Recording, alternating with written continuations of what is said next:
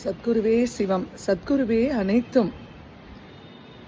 நம்ம கடவுளை நம்ம கடவுளை அடைஞ்சதே பெரும் பாக்கியம். கடவுளோட கருணை இருக்கு பாருங்க, அதை விட நம்மளுக்கு வார்த்தையால் அளந்து சொல்லவே முடியாது. கருணை வள்ளல், ஞான வள்ளல் எல்லாமே நம்ம பகவான் சத்குருநாதர் தான். நாமஸ்மரண சத்குரு சரணம், சத்குரு சரணம், சத்குரு சரணம், சத்குரு சரணம். எவ்வளோ முடியுமோ சொல்லிக்கிட்டே இருங்க.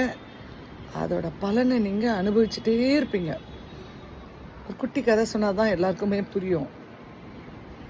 நிறைய பகவானோட எக்ஸ்பீரியன்ஸ்லாம் இருக்குது. ஆனால் ஒரு குட்டி கதை உங்களுக்கு விவரித்து சொல்கிறேன். ஒரு ஏழை தொழிலாளி ஒரு ஊரில் இருந்தார். இதை நான் படித்த கதை தான்.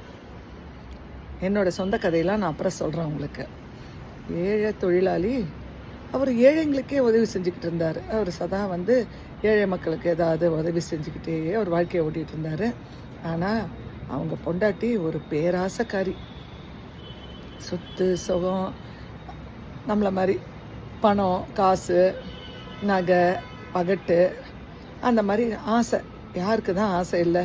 அதுவும் லேடிஸ்க்குன்னா நிறைய ஆசை தான் நம்மளுக்கு. அப்படி இருக்கணும், இப்படி இருக்கணும், இந்த கடவுள் செய்யணும் அப்படின்னு தான் வேண்டிப்போம். அவள் பேராசைக்காரி.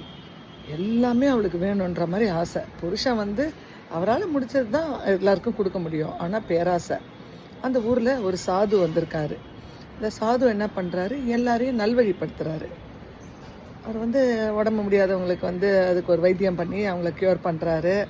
எல்லாருக்கும் நல்ல போதனைகள் செஞ்சுக்கிட்டு இருக்காரு. அப்போ இந்த ஏழை தொழிலாளியை பார்த்து அவங்க மனைவி, போய் அந்த சாதுவை பார்த்துட்டு அவரை ஏதாவது தங்கம் பண்ணி கொடுங்க, எங்களை நல்லா அந்தஸ்தாக வாழ்வீங்கன்னு கொஞ்சம் போய் கேட்டுட்டு வா. எல்லாரும் போகிறாங்க, நீயும் போய் பார்த்துட்டு வான்னு. சரி, இவர் என்ன பண்ணுறாரு? போய் சாது பார்க்க உட்காந்துருக்காரு. உட்காந்துட்ருக்கப்போ அவருக்கு ரொம்ப கூனி குறுகி, எப்படி போய் சாதுக்கிட்ட கேட்குறது? என்னை என் பொண்டாட்டி என்னை அனுப்பிச்சிருக்கான்னு எப்படி கேட்குறது? மனசு ரொம்ப வருத்தமாக இருக்குது அவருக்கு. போய் கேட்குறதுக்கு வெட்கப்பட்டுட்டு அவர் சாதுக்கிட்ட போய், எனக்கு என் ஒய்ஃப் என் மனைவி நீங்கள் ஏதாவது ஒரு பொருள் கொடுத்தீங்கன்னா, தங்கம், காசு, பணம் மாற மாதிரி ஏதாவது ஒரு பொருள் கொடுத்தீங்கன்னா என்னோடய மனைவிக்கு கொடுத்துடலாம். அவங்க கேட்டுக்கிட்டே இருக்காங்க பணக்காரனாக ஆகணும்னு. அப்படியா? சாது சொல்கிறார். அப்படியா? நேற்று தான் அந்த ஒரு கல் இருக்குது என்கிட்ட. அந்த கல்லை இந்த ஊர் ஓரத்தில் ஒரு சாக்கடை கழிவு நீர் போகுது பாரு, அந்த இடத்துல வீசி அடிச்சிட்டேனே. நீ வேணால் போய் எடுத்துக்கோ, என்ன எடுத்துட்டு வா. அதுக்கு மேலே ஒன்று இருக்குது, நான் உனக்கு சொல்கிறேன் அப்படின்னு இருக்காரு. இவர் என்ன பண்ணியிருக்காரு? உடனே பொண்டாட்டி சொல்லியாச்சே மனைவிக்காக, போய் அந்த சாக்கடை கிட்ட போய் தேடுறாரு. கடைசியில் அவருக்கு அந்த கல் கிடச்சிருது. அந்த கல்லை தொட்ட உடனே தங்கமாக மாறிடுச்சு. அட என்னடா அது மாயக்கல், மந்திரக்கல், கடவுள் இப்படி ஒரு மிரக்கல் செய்கிறாரு அப்படின்னு சொல்லிட்டு அந்த கல்லை போய் எடுத்துட்டு நேராக மனைவி கிட்ட போகிறாரு. போய் கொண்டு போய் கொடுத்து மனைவி கிட்ட கொடுத்து, இந்தா நீ வச்சுக்கோ, உனக்கு தங்கம். உடனே எல்லாமே தங்கமாக மாறிடுது. வீடு ஓலை வீடு, மாளிகை மாதிரி. எப்படி நம்ம குசேலர் அவள் கண்ணங்கிட்ட கொடுத்த உடனே ஒரு வாய் போட்டோன்னா வீடெல்லாம் மாளிகை கோபுரமாச்சு, அதே மாதிரி இவர் வீடு மாறிடுது. ரொம்ப சந்தோஷப்பட்டு மனைவி சந்தோஷமாக இருக்கிறத விட்டுட்டு நேராக சாதுக்கிட்ட வராரு.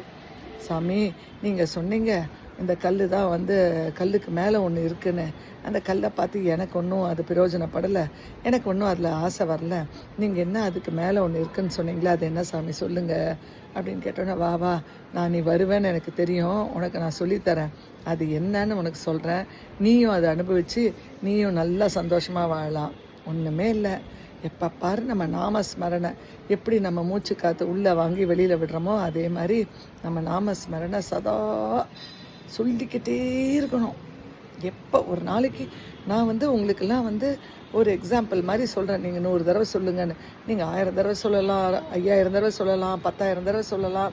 எப்பெல்லாம் முடியுதோ சாமியை கூப்பிட்டுக்கிட்டே இருக்கணும். அதே தான் அவர் சாதுவும் சொல்கிறாரு.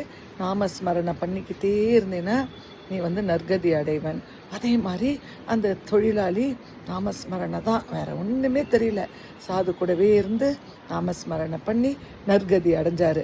அதனால் நம்மளுக்கு ஞானம் பெறணும், நற்கதி அடையணும், கடவுள்கிட்ட போய் நம்ம நல்லா வாழணும் அப்படின்னு நினைக்காதவங்க கூட எல்லாரும் சேர்ந்து பகவானை நாமஸ்மரணை மாதிரி ஒரு மந்திர வார்த்தை எதுவுமே கிடையாது.